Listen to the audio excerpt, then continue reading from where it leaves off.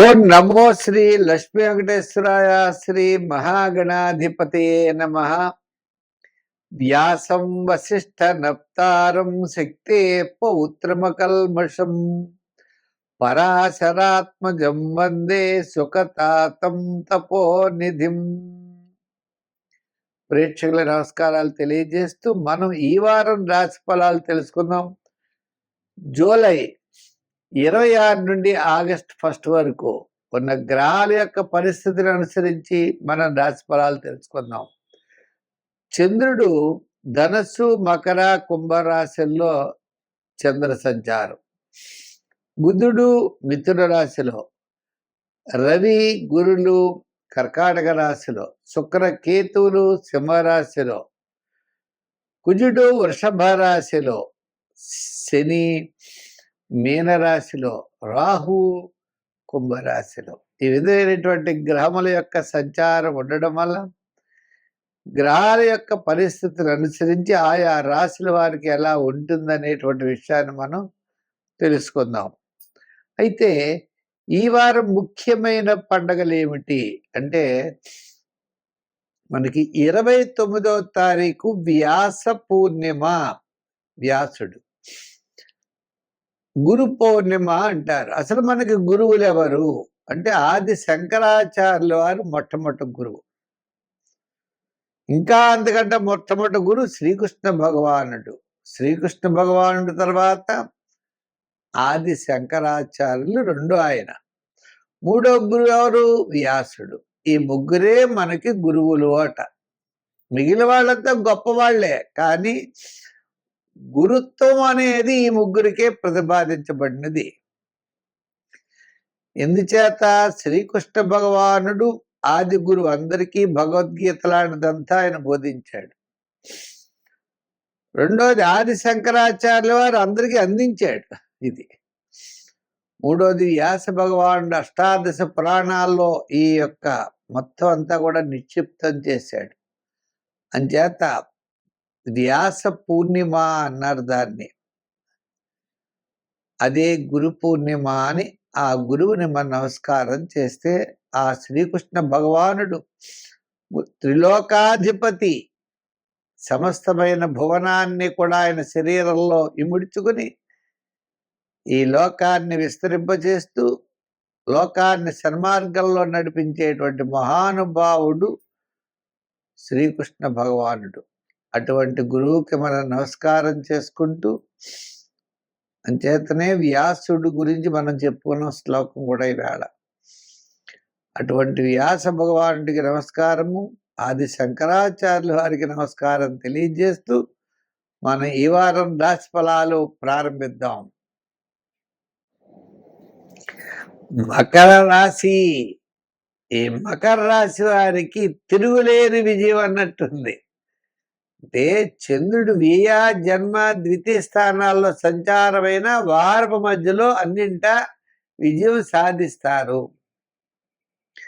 ఆత్మస్థైర్యం ఉంటుంది, క్యాలిక్యులేషన్స్ బ్రహ్మాండంగా ఉంటాయి, బంధుమిత్రుల యొక్క సహాయ సహకారాలు లభిస్తాయి. ఇప్పుడు విద్యార్థులు సీటు వస్తుందా రాదా అనుకున్నా వచ్చేస్తుంది.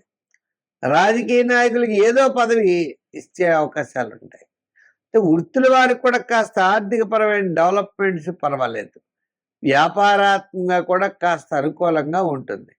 ఇదివరకు మనం ఎక్కడికి వెడితే అక్కడికి వ్యతిరేకతగా ఉండేది, కాస్త అనుకూలంగా ఉంటుంది. అంటే ఈ వారం ఇప్పుడే ఈ వారంలోనే అవుతాయని అనుకోకండి.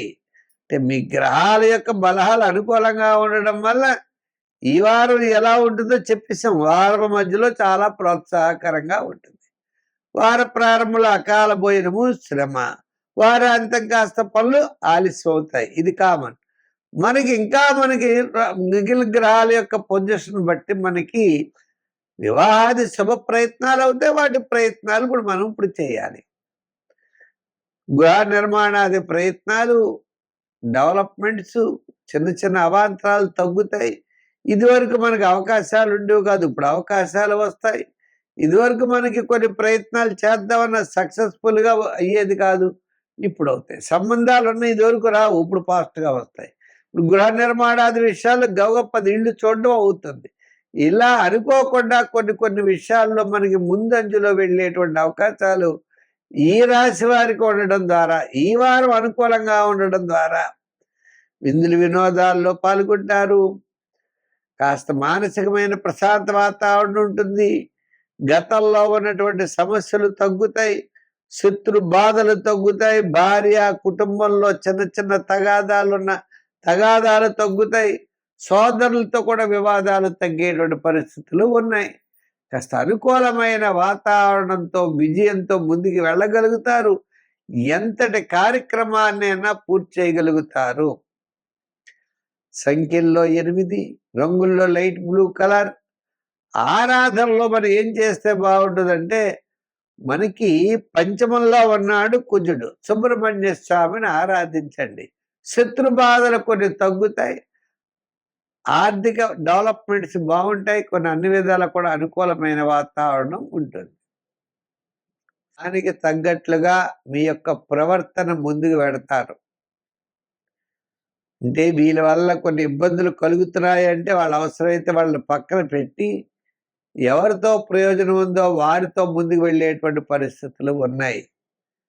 గతం కంటే మీలో ఒక మంచి మార్పులు, మంచి ఆలోచన, మంచి ప్రవర్తన, మంచి ప్రణాళికలు అనేటువంటి వాటిని ముందు వేసుకుని ముందు ప్రయాణం చేసే అవకాశాలు ఉన్నాయి.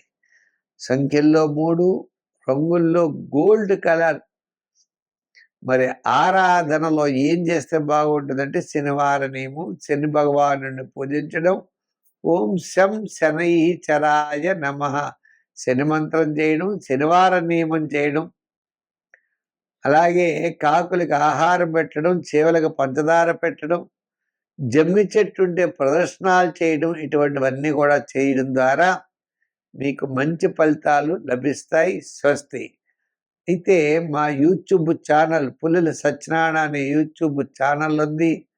దాన్ని చూడండి. దాంట్లో భాగవతం పెడుతున్నాం. అనేక రకాలైనటువంటి వీడియోస్ అన్ని కూడా మేము పెడుతున్నాం.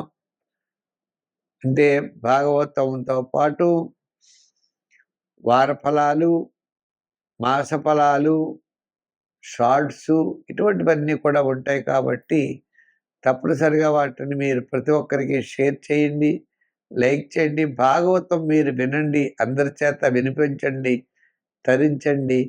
సర్వే జన సుఖినో భవంతు. స్వస్తి. మళ్ళా వచ్చే వారం కలుసుకుందాం.